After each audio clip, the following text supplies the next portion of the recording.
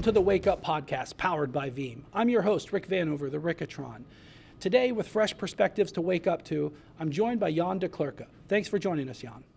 Thank you, Rick, and thank you for inviting me. Tell me a little bit about your role, great partner of Veeam. Tell us and introduce everyone to your role. Well, I work in the services division of HPE, and I've been in the services business for quite a while. I started with this company called Digital, if you remember, a long time ago. So I've been in the industry for about 30 years. I've been doing a lot of customer-facing stuff. I'm the CT for cyber services, and I'm also leading one of our sub-teams that is focusing on integrated cyber services. So basically making sure that in all the engagements that we do, that security is not an afterthought, that cyber is embedded in everything that we do. I love that because, and we chose these guests, like you and some of the other guests we'll have this season, to really challenge what you think of a brand, and Veeam's going through that as well. And you think HPE, these are some very specialized services that you and your colleagues are representing, and I think that's a really good setup for the topic we're going to have today, really talking about data and stuff to wake up to. So okay. I'm excited for it. Now, we did a little bit of pre-work. You're based in Belgium, but you have a global role, I take it. Yeah, correct, yeah. We have a multinational team of specialists around the globe focusing on different facets of security. As you know, security is a very broad area. Yeah, and I'm convinced also that it's one of those things that security never sleeps. Everyone's on the cybersecurity team, and that is something to wake up to. Always new challenges, always new threats. Indeed, indeed. So let's jump into it. So I've got I don't want to say a bold claim, but a rather strong assertion, and I want your opinion on it, challenge me on it. That, an organization, and you and I have plenty of stories, the challenge is that an organization's data may be untrustworthy. And if you could think about everything from cyber resiliency to their AI journey and more, what's your initial reaction to that challenge that an organization's data may be untrustworthy?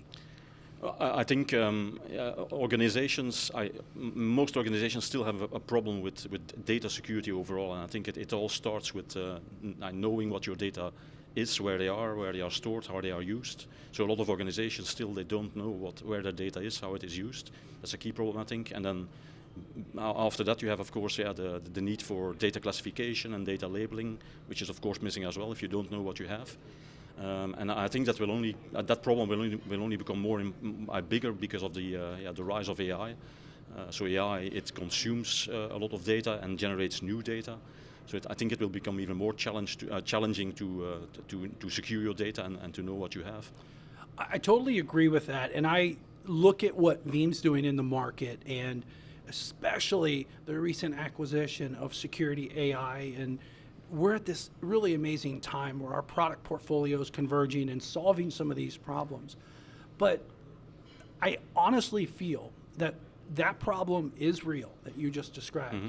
However, the only practical way I think that organizations can really get their minds and their hands around the problem is with the power of AI. And there's going to need to be products, there's going to need to be expertise, and I'm absolutely convinced there's going to be a combination of reactions like, aha, oh wow, I didn't know that about my data. Mm-hmm. Or maybe, oh no, we're into some compliance or sensitive data situations that we didn't know mm-hmm. about. So I think there's going to be potentially some discomfort. Yeah. And in your experience, when you talk to decision makers, leaders, a board level, CISO level, do they really understand? Do they really have the comfort of some of those risks of their data, their footprint, the quality of it, the security of it? Well, I think there's still a lot of ignorance there. I think in organizations, or maybe that's a bit of an extreme word. Maybe I should say that they don't have enough oversight of what they have, how it is secured. And I think another key problem, I think, is that a lot of what we see today in security and in resilience is C-level people, they often do make a lot of assumptions. So they don't have real evidence to know whether their data security, their data resilience is in good shape. And I think that's pretty important, and it's also a very complex discipline. So data resilience is a very, very complex, tricky thing. I think that's very much in line with research that Veeam has done for many years. I'm in my 16th year here at Veeam. I remember the availability gap, the data resilience gap, and so many other shortcomings of the expectations versus the reality of what's been implemented. Now, this is the Wake Up Podcast. We're not all doom and gloom. The reality is the products, the expertise, the way forward to tackle this is out there in the market. And that's why I want to highlight some of these different perspectives. But when you talk about this gap, and I think it's the best way to explain it, I think one of the ways that it's come about, there's a certain understanding of the business, and the business grows and the business changes. But do you see a problem where decision makers maybe don't verify completely what they've implemented, or maybe represent certain parts a lot better than other? I don't want to, kind of lead the witness, but that's kind of what I see. I'm just curious if that matches what you see. I think it's when you want to do proper data security, data resilience, it's very important that you look at the whole spectrum in a very complete, holistic way, right? I mean, when you do data resilience, you must make sure that you have controls in place that cover both the technical aspects, technical controls, but also the people and the process aspects. In case you have an incident, it's very important that you have trained, exercised people that know how to run the playbooks that you have prepared before. In the best case, some organizations don't have those playbooks, unfortunately, but so you need to make sure that you have beforehand a very well preparation, that you are very well prepared, that you cover the different controls that you need, people, process, technology. And that you think that you always take a risk-centric approach, and risk-centric is it's not a one-time thing; it's a continuous thing that it's basically part of GRC, right? Governance, Risk and Compliance Management. So governance and compliance management is not a one-time thing; it's something that you must continuously evolve and maintain to make sure that exactly, for example, in the AI space, or in the AI time that we are living, that you keep pace with the changing threats and the new challenges that come up there. I think you walked right into something that's super important to Veeam. You mentioned people, processes, and technology. Now I'm going to fast forward, rewind myself back to Veeam On last year. We announced the data resilience maturity model, which is really an important way that organizations can assess their resilience from a standards-based approach. And we are very closely collaborating there, right? Yeah, exactly. We will have a cyber resilience workshop soon together. Yeah. I like to say at Veeam, partnerships are in our DNA. And whether, HPE, true story, one of the most longest running integrated primary storage partners, actually is the single longest running integrated primary storage partner. And it's expanded to so many other things. Now we're talking hypervisors, industry standard servers, as well as some of the expertise around the cybersecurity practice. So yeah, definitely the maturity model will align very well there. Now, bringing this topic kind of home, will decision leaders kind of proceed without verifying some of their risk and take that gamble? Do you see that happen? Yeah, unfortunately, we see that happening. Yeah, we had a huge, we were involved in a huge recovery a couple of years ago, where we saw a lot of very basic things that were not okay, not in place. Very basic things like firewall rules that were out of date, systems that were unpatched. Also, they didn't have a routine to do regular incident testing, tabletop exercises. So yeah, it's definitely still a problem. The basics will always get you. I talk a lot to organizations about immutability, securing remote access, phish awareness training, doing updates, always. Yeah, it's much more than just having a backup. It's much more tricky than that. So one of the other things that come up, and especially now we're both on global roles, but I've realized, and you and maybe some of your near-line colleagues deal with that a little bit more often, is data sovereignty. And I'm convinced that this is one that some organizations might not give it enough priority. What's your kind of short take on sovereignty? Yeah, I'm from Europe, so in Europe sovereignty is an incredibly hot topic for the moment. But it's not only in Europe. I think data sovereignty is hot around the globe in the current geopolitical political climate we're living in. On the data sovereignty level, I think it's what we often see is that data sovereignty is confused with data locality, or knowing where your data is stored, but data sovereignty is much broader than that, much more complex than that. And in fact, sovereignty itself is also much more complex than data sovereignty. You need to look at platform technological sovereignty, operational sovereignty, and data sovereignty is a key part of that. Can you give me an example? Because I really, really love that. I've got my own perspective, but maybe one specific example where locality isn't the complete story. Well, I think there are kind of different tricky aspects related to data locality, right? There can be legal issues. So I'm sure you have heard about the U.S. Safe Harbor Act that allows access to data by the U.S. government, data that are hosted by a cloud provider, even if it is in a secure country, in a sovereign country. Another problem is remote access. We have a follow the clock model in most operational companies where your data may be accessed depending on the time of day by different geos, from different geos. And related to that, there's also an issue with instrumentation data and billing data that often flow back to the mothership, call back to the mothership. So also in that area, I think locality is a pretty tricky thing to enforce, which makes this whole data sovereignty in many cases much more complex than just data locality. I agree 100%. And you walked into that example perfectly, Jan, because organizations have to think end to end in the sense of, I talk to a lot of folks that in the Veeam conversation, maybe they're putting backup data here, and so we're really intentional, not just about the locality, but the encryption, and then who has access to it. And I love those other examples of billing, follow the clock, global team of admins, those types of things all matter and are all touch points. Is there any example of like a big policy gap that maybe you've had where when it comes to data sovereignty, like the biggest maybe surprise that people have had that they thought they were on a path, but then one very important detail came up and really changed the game? Yeah, well, I think another thing that makes this data sovereignty a bit more complex is the current application model and cloud model that is used by a lot of applications and services today, right? So we don't have monolithic applications anymore like we used to have. It's more the Lego model with different blocks, possibly hosted on different platforms in different geos. In some cases, even the owners of the service, the application, they don't know very well that a certain component is provided by a small company in, I don't know, part of the world, and they don't have insight in all the details there. And that brings me to the importance of third-party risk management, right? So it's very important that, and that's where most of the gaps are today. So a lot of organizations, they don't have enough insights in the third parties that they are using or their partners are using, and that's often how risks are introduced and gaps are introduced, and that's often used as a stepping stone then to attack or to compromise some of the corporate data or services. So that leads me to a really important example that I want to share. I speak a lot to customers and partners, likely as you do as well.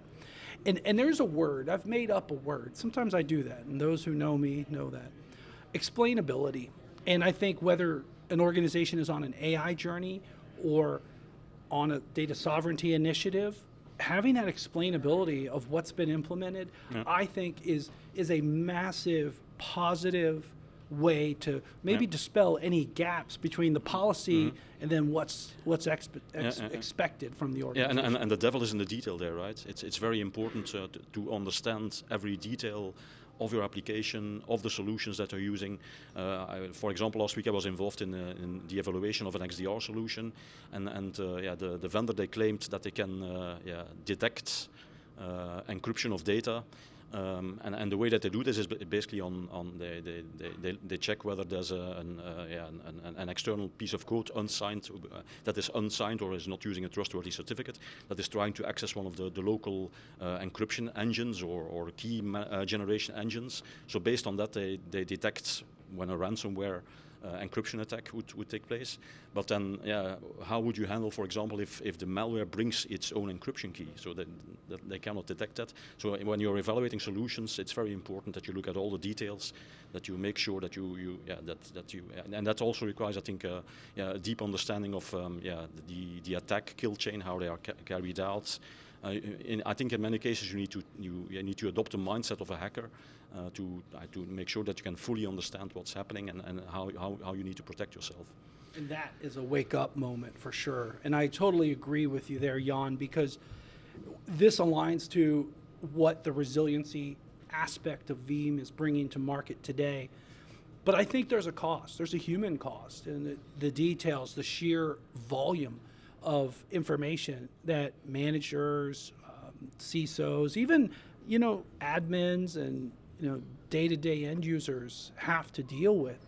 There's a massive human cost for this. Do you see bigger risks up the chain of organizational structure, or do you see everyone really absorbing this risk? What's your take on that human cost? Well, I think on the human side, one of the key problems still today is the shortage of expertise, right? And experts. It's hard to find certain technical profiles. Certainly when you are looking for very focused and specialized roles. But the good thing is that hopefully, it's already the case. I think AI will come to the rescue there. So I think AI will, and certainly now in the days of agentic AI, may fill some of those gaps. But again, we shouldn't over-trust AI, right? So we still need to be very confident. We need to double check and check again. But I'm hopeful that AI will fill some of the gaps there that we have today. I think you're onto something.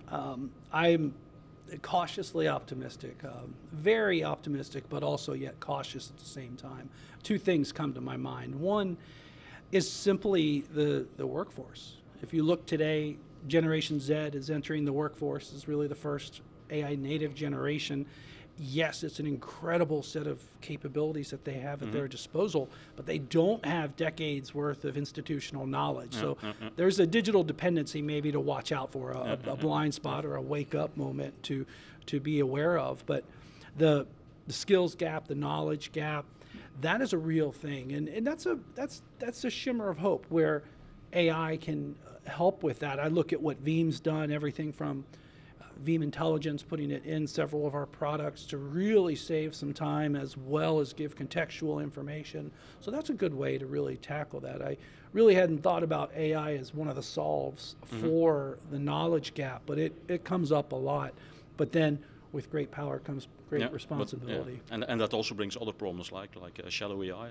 Yeah. The Gen Z, they are inclined to use AI very much, but in some cases beyond control of the organization. So that can be tricky as well. Indeed, and I think if we look at the bigger message here with Veeam, what the message we're bringing to market now is really around this third generation of risk, right?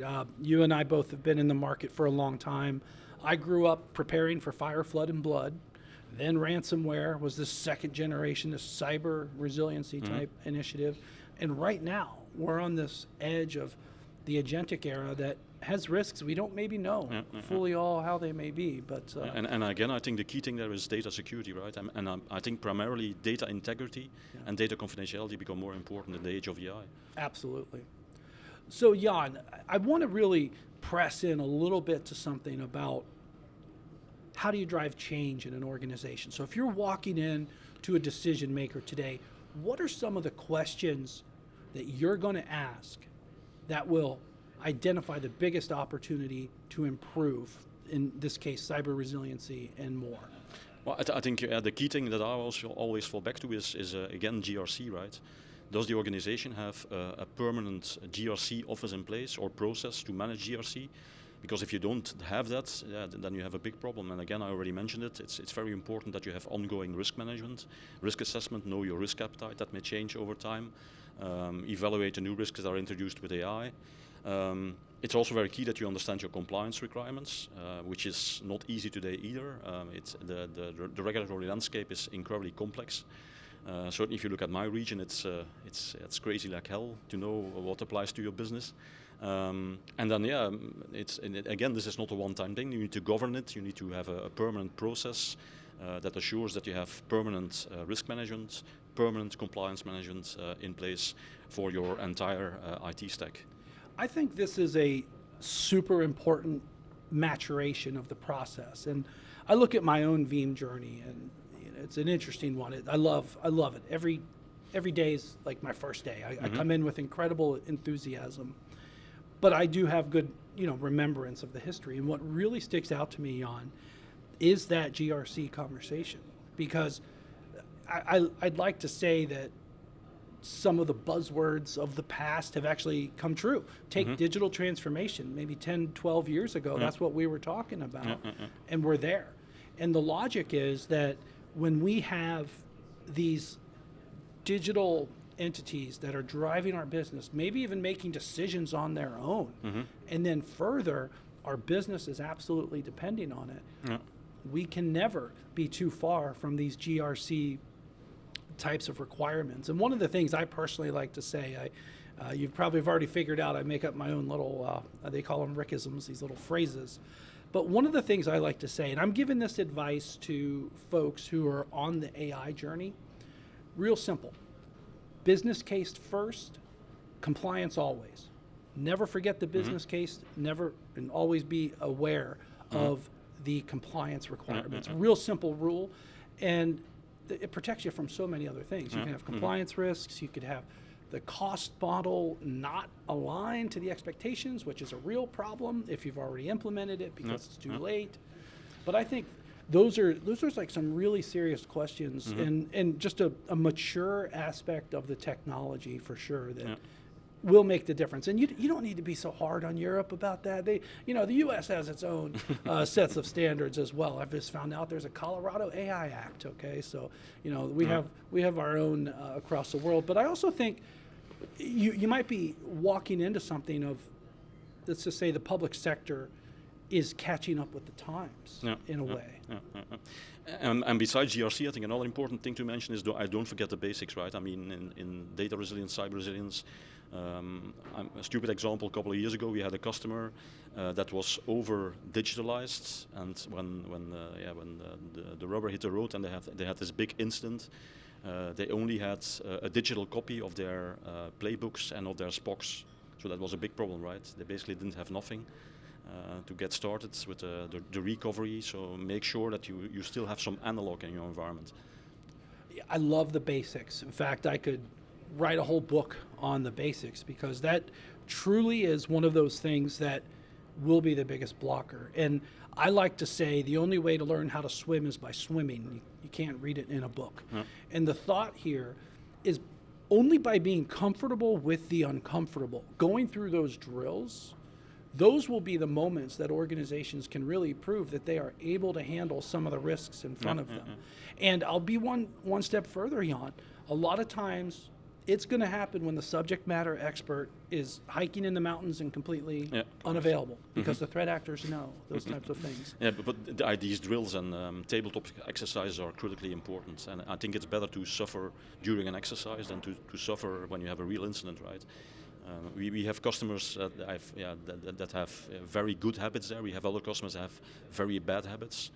One of our customers is doing monthly recovery drills, tabletop exercises, which is very good. We still have customers that maybe do them once a year or even worse than that. So I can even confirm that is effort worth doing. In the 2025 Data Resilience Maturity Model, we talked a lot about organizations who are mature in these things are actually, believe it or not, even more profitable and more efficient across the board.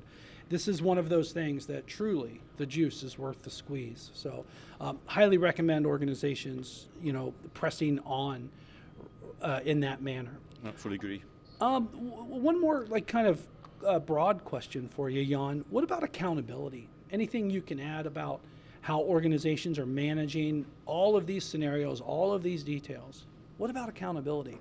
Well, I think organizations have come a long way on the level of accountability. The only issue with accountability is, what happens if you have something that is, that has never been experienced before, unprecedented? Then it becomes kind of tricky to finger point and to know who is exactly accountable. I think sometimes in the resilience, the data resilience space, it's also very tricky because you have different actors that need to work together. You have the cyber people, you have the data protection officer, the governance people, the legal people. So it's sometimes very tricky to to come to an exact alignment of this accountability. But the good thing is that I think that over the last decades, I think we've come a long way. Most organizations, they have RACI matrices up to date. But again, it may be tricky when something unprecedented happens, unforeseen. The unprecedented becomes a lot more common, I think, is the real Unfortunately, takeaway. Jan, thank you so much for joining us here today. Welcome. That wraps this episode of the Wake Up Podcast powered by Veeam. Find more episodes at a podcast platform near you and more information at veeam.com.